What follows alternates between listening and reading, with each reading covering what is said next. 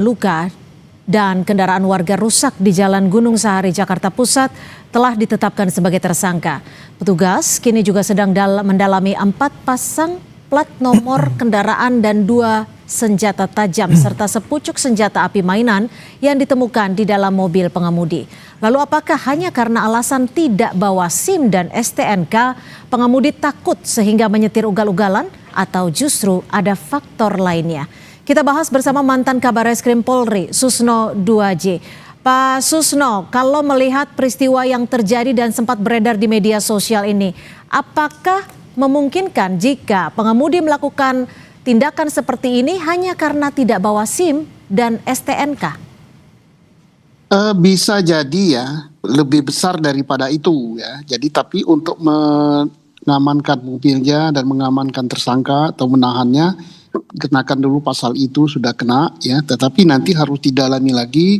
Satu, kenakan undang-undang senjata tajam ya, yaitu undang-undang darurat, undang-undang 12 tahun 51 pasal 2 ayat 2 itu ancamannya 10 tahun ya. Kemudian terkait dengan senjata api, betul mainan atau senjata api benaran atau senjata api rakitan ya. Kalau itu rakitan juga tergolong senjata api. Yang berikut juga harus diselidiki lagi kendaraannya, mobilnya itu kan menggunakan 4 atau 3 tanda kendaraan bermotor ya. Itu berarti palsu.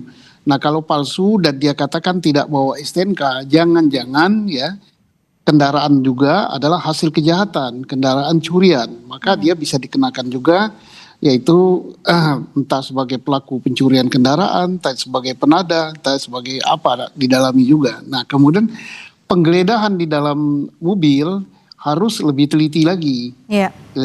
Lebih teliti di jok, kemudian di semua tempat yang memungkinkan kemungkinan ada menyimpan senjata api atau menyimpan barang-barang terlarang seperti narkoba, itu harus lebih teliti lagi. Jadi tindakan dari Polri, lalu lintasnya disidik, kemudian kriminalnya juga disidik kita. Ini kan indikasi dari barang-barang yang dibawa dan juga ditemukan oleh polisi, ini kan termasuk barang-barang yang bisa dikatakan bisa saja sebagai pelaku kejahatan berat karena ada senjata tajam, ada pistol mainan, dan juga plat nomor palsu. Bagaimana lalu menelusuri jika memang ada kemungkinan kejahatan lainnya yang lebih besar? Pertama ditelusuri dengan identitas daripada pelaku ya, baik yang kekasihnya yang perempuan maupun si driver sendiri.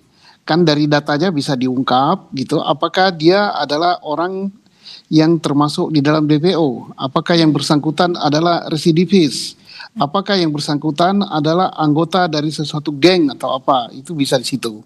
Yang kedua, bisa juga diselidiki dari kendaraannya. Kalau kendaraannya memang itu bodong istilahnya, nggak punya STNK, nggak punya plat nomor yang benar, tidak punya BPKB, itu berarti kendaraan gelap. Nah, gelap itu apakah hasil dari pencurian atau hasil dari kejahatan apa? Dia sudah kena di sana. Terus senjata api bisa senjata tajam. Senjata tajam itu berdasarkan Undang-Undang nomor 12 tahun 51 membawa, menyimpan, menggunakan, menyalahgunakan, memasukkan keluar dan ke dalam Indonesia, memperjualbelikan, itu bisa kena dia ya. Apalagi digunakan di dalam kejahatan. Ancaman hukumannya itu 10 tahun. Tapi Pak Susno, kalau melihat dari video rekaman yang sama-sama sudah beredar di media sosial ini, apakah kemungkinan apa saja yang bisa dilakukan oleh tersangka ini untuk kejahatan lainnya? Karena kalau dilihat dari faktor psikologis umur, sebenarnya sudah cukup usia untuk mengendara dalam kondisi baik seharusnya. Ya, kalau memang betul hasil daripada pemeriksaan bahwa yang bersangkutan tidak dalam keadaan mabuk, tidak dalam keadaan mengkonsumsi narkoba, maka harus diperdalam lagi kenapa dia sampai melakukan ugal-ugalan nekat sedemikian. Gitu. Berarti ada sesuatu yang dia sembunyikan. Karena melawan arah, melihat kendaraannya kan berlawanan arah, kemudian menabrak kendaraan lain, kemudian mobilnya mundur menabrak orang lain juga, berarti itu ada sesuatu hal yang dia sembunyikan, bukan karena takut karena ditilang, bukan karena takut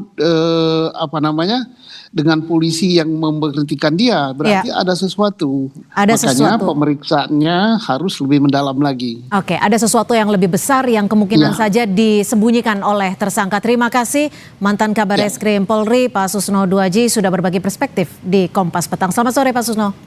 Selamat sore Mbak Cynthia.